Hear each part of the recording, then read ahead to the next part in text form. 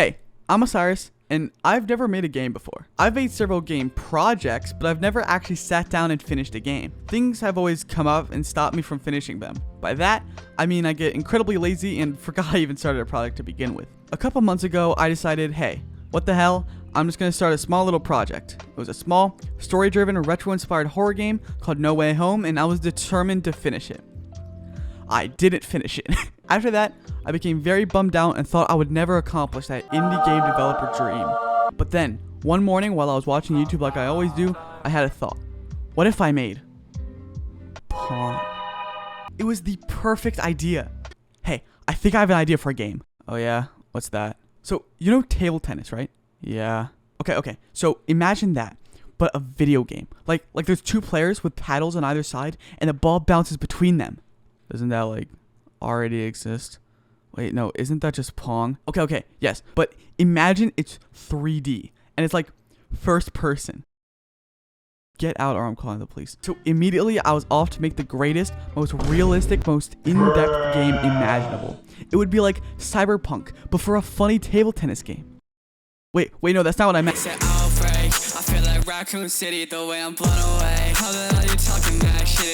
I got started by building up the scene. Like most aspiring game developers, I decided to use Unity. It's fast-ish, it's powerful, and it uses C#, mainly because that's the engine Bracky's used. Rest in peace. I started off by adding in a cube and making it look more like the paddle in Pong. Since it's a first-person game, I attached the camera to the player paddle, so the player becomes the paddle.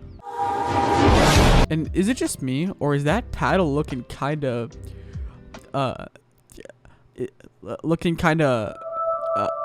after that, I added in the computer paddle, which I colored red, and built a sort of frame around everything, mainly to keep everything in bounds and also to act as walls for scoring. I got rid of the default Unity skybox and instead opted for a solid gray color. Once everything was set up visually, I got to work on coding. Get it? Because, Visual Studio.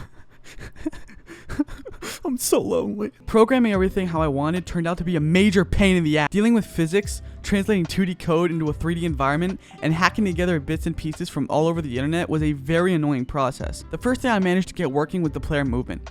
It was fairly simple to get working.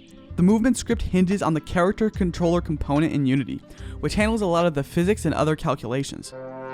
All I have to do is make a reference to the character controller, designate a speed variable, and create a vector 3 called move, which just allows us to move upwards in the 3D space. We take this vector 3 and we just plug it into the move method off of the character controller, multiply it by our speed variable, and then multiply that by delta time, making sure the physics work properly, and voila, we have a working movement system. Once I was finished writing that, I then decided to organize everything under headers. Yeah, I think that should do. Baba Booey. Now it's time for the computer paddle. I spent a good majority of time on this singular part. The original idea was to have it follow the ball on a delay. It would wait a couple frames and then start moving to wherever the ball was going. It wasn't until I actually started programming it that I realized I didn't know what the fuck I was doing. After a couple minutes of rubbing my two brain cells together, I realized I was way overcomplicating things. The final solution I had was much easier to write. Basically, we get the ball's position every frame, we check if the paddle is above or below it, and then we move the paddle up or down depending on where it is. This solution is much quicker and honestly makes so much more sense than my previous idea, and I'm honestly not quite sure why I didn't realize it sooner. After the paddle was following the ball fine, I got to work on the ball itself, and this one sucked. It took me so long to get this to work the way I wanted it to, and I'm still not really happy with how it came out, but hey, it's Pong. I originally followed the Weekly Coders video on Pong's ball mechanics, but I realized how complex it was and how much I understood none of it, so I decided to go back to the drawing board and figure out a different way. Basically, when the game starts, a random number is generated for both the X and the Y, and then force is applied to... Damn, that's crazy, but I don't remember fucking asking. Basically, ball moves forward, ball hits paddle, ball bounces off paddle. This is probably not the most performant way of doing this, but again, it works, so it doesn't really matter. After the paddles, the ball, and the physics were all finished, I got to work on scoring, resetting, and all the functions of an actual game. I created an empty game object called Game Manager and gave it a script of the same name. This Game Manager will handle the score, resetting, and that kind of stuff. Basically a lot of general stuff in the game. In the Game Manager script, I created 3 methods. One to run when the player scores, and one for when the computer scores.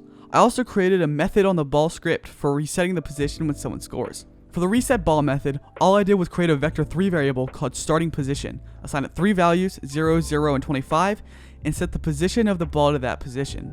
Again, that method will run whenever the computer scores or the player scores. After those methods were created, I created another script called scoring zone. This would be placed on both of the walls and would give the opposite paddle a point if the ball touches it. I wanted this to be as universal as possible, so I didn't have to create separate scripts for both of the paddles. So I used Unity's event systems. According to the scripting API, the event system is responsible for processing and handling events in a Unity scene. The event system works in conjunction with a number of modules, and I don't know what the fuck any of this means. It basically allows us to fire off events when something happens. In our case, we want to run the corresponding method depending on which wall it touches. After the scoring was kind of in place, I got started on the UI. I used TextMesh Pro for the text because Unity's default text UI is really bad. I spent a long time trying to craft the most perfect, visually impressive, and unique score UI. Yeah, that's close enough. Making a change with a score was actually incredibly easy. I've done stuff like this enough on my actual job, so putting it in the game was a piece of cake. I just created a reference to the text UGUI and assigned the score to the text value, converting it to a string. I then added some code to move the paddles back in place after scoring to keep everything fair. After that, I did a bit of cleaning up. The code for the resetting was added to the scoring methods themselves, which was a bit redundant, so I created a method called a reset round, which would house the code instead. Doesn't make the code any faster, but it does make it look a lot nicer. After, I added in some post-processing to make the game look nicer. I added some chromatic aberration, some lens distortion. I tried adding some bloom, but that didn't work, so I just kind of didn't use it. Lastly, I created a main menu and coded a main menu script to make the buttons work. I exported the game, and just like that, the game was finished.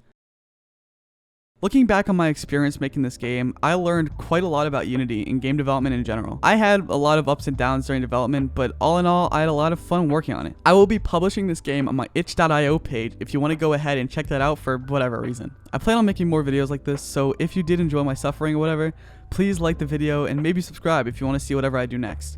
Maybe I'll make a Pong 4D game. Actually, a Pong VR game kind of sounds pretty interesting. Anyways, thank you for watching. Have a good day.